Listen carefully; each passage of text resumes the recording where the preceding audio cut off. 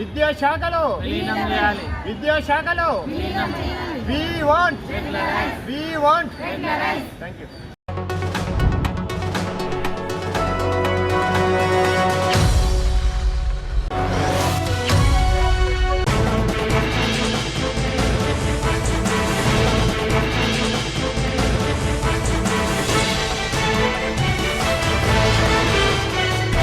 ఉద్యోగులను విద్యాశాఖలో విలీనం చేయాలని న్యాయమైన డిమాండ్లతో గత 4 వారాలుగా సమ్మె చేస్తున్నామని తెలిపారు.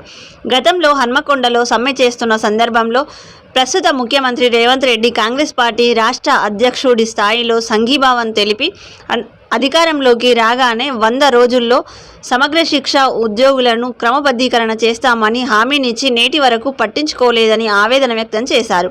అరకొర జీతాలతో విద్యాశాఖను నమ్ముకొని సేవలు అందిస్తున్నామని గతంలో ఇచ్చిన హామీ మేరకు న్యాయం చేకూర్చి తమను ఆదుకోవాలని ముఖ్యమంత్రిని కోరారు.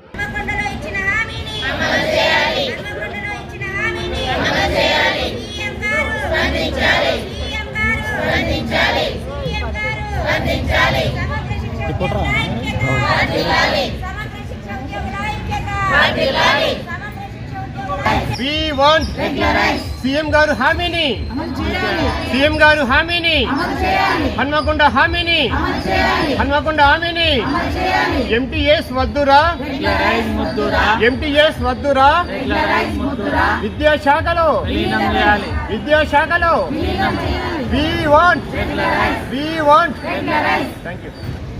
గత పిసిసి అధ్యక్షుడు రేవంత్ రెడ్డి గారు, ప్రస్తుత ముఖ్యమంత్రి రేవంత్ రెడ్డి గారు మన హన్మకొండలో జరిగిన మన సమగ్ర శిక్ష దీక్షా శిబిరాన్ని సందర్శించి మేము అధికారంలోకి రాగానే 100 రోజుల్లో మీ యొక్క సమస్య ఏదైతుందో రెగ్యులైజేషన్ నేను ఖచ్చితంగా చేస్తాను, 100 డేస్లో మిమ్మల్ని అందరినీ సెక్రటరీ పిలిపించుకొని మిమ్మల్ని ఖచ్చితంగా నేను రెగ్యులర్ చేస్తాను. మీ పెద్ద ఇష్యూ కాదు, మీది 20,000 మంది ఉద్యోగులు ఉన్నారు. మేము రెగ్యులర్ చేయదలుచుకుంటే వితిన్ నిమిషాలలో మేము రెగ్యులర్ చేస్తాం ఖచ్చితంగా.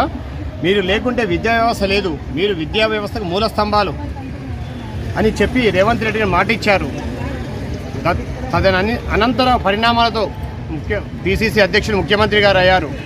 కానీ ఒక 1 ఇయర్ కాలం దాటినా కానీ ముఖ్యమంత్రి గారి నుంచి మాకు ఇంతవరకు పిలుపు రాలేదు. కానీ ఆయన ఖచ్చితంగా చేస్తారని మేము చూస్తున్నాం, కానీ ఇంతవరకు మాకు పిలుపు రాలేదు. దానికి అనుగుణంగా ఈరోజు 33 జిల్లాలల్లో కలెక్టరేట్ ముందట, డిఓ ఆఫీస్ ముందట నిరవధిక సమ్మెలు చేస్తున్నాం. మా ముఖ్యమైన డిమాండ్ ఏంటంటే ఎస్ఎస్సీని విద్యాశాఖలను విలీనం చేసి మమ్మల్ని రెగ్యులర్ చేయాలి. ఆ రెగ్యులర్ చేసే వరకు బేసిక్ పే ఇవ్వాలని మేము మీ న్యూస్ ఛానల్ ముఖంగా మేము ముఖ్యమంత్రి గారికి విన్నవిస్తున్నాం. అదేవిధంగా గ్రాడ్యుటీ వచ్చేసి 20 లక్షలు, రిటైర్మెంట్ బెనిఫిట్స్ 10 లక్షలు, మాకు హెల్త్ కార్డ్స్ బెనిఫిట్స్ కానీ ఎలాంటి బెనిఫిట్స్ కానీ మాకు లేవు. కానీ విద్యాశాఖలో మూల స్తంభాలమైన మేము మాకే భద్రత లేకుంటే మేము పిల్లలకు ఎలా భద్రత చేకూరుస్తాం? మా ఫ్యామిలీలకు భద్రత లేదు. ఈరోజు ఎంత నిత్యావసరాల ధరలు పెరిగాయి మనందరం చూస్తున్నాం. కానీ మాకు 5 సంవత్సరాల నుంచి కనీసం ₹1 కూడా సాలరీ పెరగలేదు.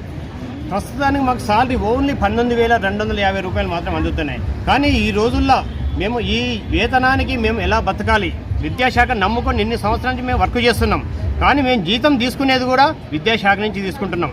వాళ్ళు ఏం చెప్తున్నారంటే మీరు సెంట్రల్ స్పాన్సర్ స్కీమ్ కాబట్టి 60% నిధులు వాళ్ళు ఇస్తున్నారు, 40% నిధులు రాష్ట్ర ప్రభుత్వం ఇస్తుంది.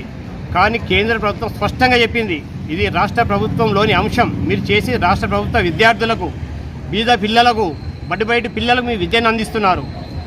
అందువల్ల మీరు ఖచ్చితంగా చేయదలుచుకుంటే సమగ్ర శిక్ష ఏదైతే ఉందో రాష్ట్ర ప్రభుత్వం ఆధ్వర్యంలో మీరు రెగ్యులర్ చేసుకోవచ్చు. మేము 60% నిధులు మాత్రమే ఖచ్చితంగా ఇస్తాం.